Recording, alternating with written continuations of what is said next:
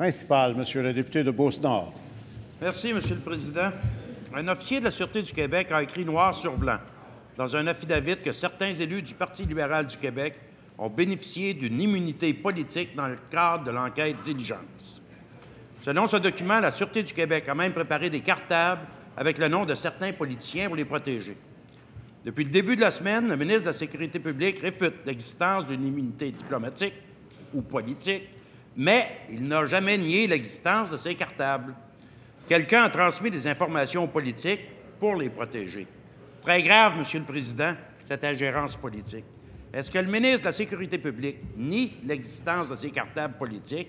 Qui a parlé aux politiques pour les prévenir et pourquoi?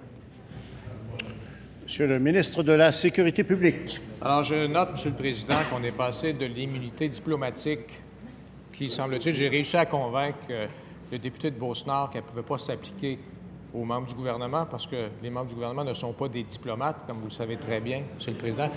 Donc, j'ai réussi à le convaincre de ça. Donc, on a fait quand même un pas depuis ses premières questions. Maintenant, la deuxième question, c'est qu'on me demande si j'ai regardé à l'intérieur de cartables d'enquête. Alors, les policiers font des enquêtes et ce que me suggère ici le député de Beauce-Nord, c'est que moi, je devrais aller dans les filières et regarder ce qui est écrit dans les différents cartables. Ben non, justement, le ministre de la Sécurité publique ne se mêle pas des enquêtes policières et ne doit pas se mêler des enquêtes policières et ne se mêlera pas des enquêtes policières. Première complémentaire, Monsieur le député de Beauce-Nord. Monsieur le Président, c'est pas parce que le ministre de la Sécurité publique nie l'existence de cette immunité politique que ça n'existe pas.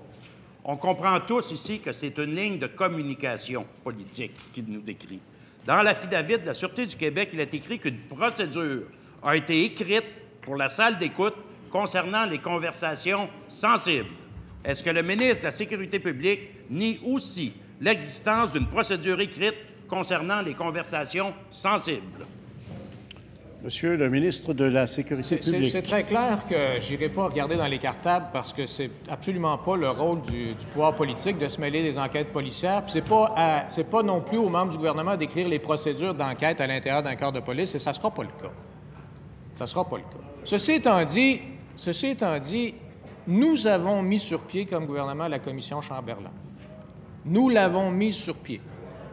Et l'un des dossiers qu'elle risque de regarder attentivement, parce que ça a été soulevé dans l'espace public, que c'est un dossier dans lequel il y a eu effectivement peut-être potentiellement des problèmes de protection des sources journalistiques, c'est très clair qu'ils vont examiner ça. Est-ce qu'on me suggère du côté du député de Beauce-Nord de me mêler aussi des décisions de la commission Chamberlain? Je ne le ferai pas. Deuxième complémentaire, Monsieur le député de Beauce-Nord. J'en reviens, ça me dépasse.